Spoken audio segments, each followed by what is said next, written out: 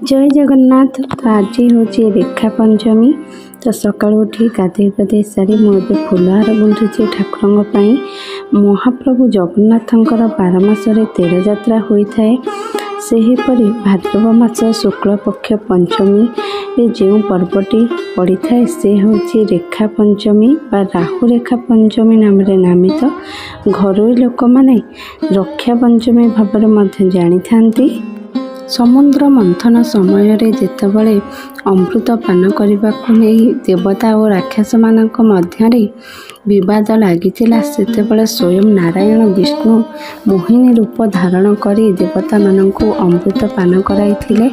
मात्र राहु नामक राक्षस विषय जानीपारी से अमृत पान करदे। तो सही समय स्वयं नारायण निज रूप को आसी राहु नामक राक्षस को वध करथिले। स्वयं नारायण का हाथ रे जे निधन होइचंती जे तांकर भक्त तो प्रभु तांको केबे निराश करिनाहांती। से राहुर स्मृति भाव में ठाकुर मानको राहु रेखा लागि करा जाय थाए।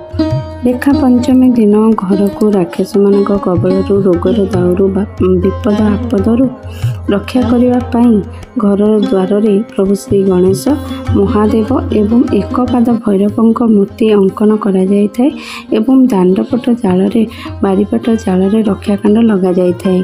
चकुली पिठा करी बाघ मामू उद्देश्य बाहर भिन्न भिन्न दिग को पका जाय थाए। यही पर्व विषय जानापी तो आहरी अनेक जिनस अच्छी किंतु मुझे जानी तो आपण मान सहित शेयर कली। तो आपण मानक केमती लगिला कमेंट रे जनइबे। तो एबे आमर ठाकुर पाखरे रेखा लगी हम तो से रेखा को पूजा करा जाउछि। तो आम घरे यही पर्वटी नाही जेहेतु आमे महाप्रभु को आम घरे पूजा करछु से केवल ही रेखा लगाऊँ ठाकुर को किंतु अन्य पूजा विधि करूँ कहीं आम घरे यही पर्वटी नाही। जो मानक घरे अच्छी तो से माने निश्चिंत भाव में करंतु यही पर्वटी जहाँद्वारा कि यही पूजा विधि बद भाव में कले सर्वदेवता कृपा आम घरे सुख समृद्धि और आनंदर वातावरण खेली जाए थाए। ओडिया घर तो 12 मासरे 13 पर्व होता है किंतु समस्त घरे सब पर्व पालन करा जाए नहीं। तो आम घरे भी यही पर्व नहीं तो से केवल महाप्रभु को ही रेखा लगी होची। तो आपण को ये वीडियोटी केमती लगिला कमेंट माध्यम जनइबे। तो महाप्रभु को देखंतु एबे रेखा लगी सरी। प्रभु समस्त को आशीर्वाद करंतु समस्ते खुशी रे रुहंतु समस्त जीवन सुखमय हो मंगलमय हो। महाप्रभु को एतिकी ही डाकिबा। तो ये कली जुगे आम मान को समस्त को उद्धार करंतु रक्षा करंतु। एपटे मोर फुलहार गुंथा सरी। तो आम घरे ठाकुर फुलहार रखिला परे मुझे पुओ को दे देथिले टिके नेकी आम इष्ट देवता राधा गोविंद पाखक जावाई फुलहार।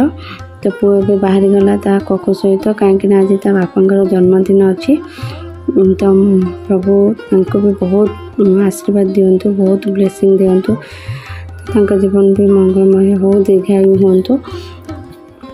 ठाकुर पाखरे एतिकी प्रार्थना समस्त को बहुत भलरे रखंतु। तो आज ब्लॉगटी आपण मानक केमती लगिला कमेंट रे जनइबे। तो रहुची बाय बाय। जय जगन्नाथ।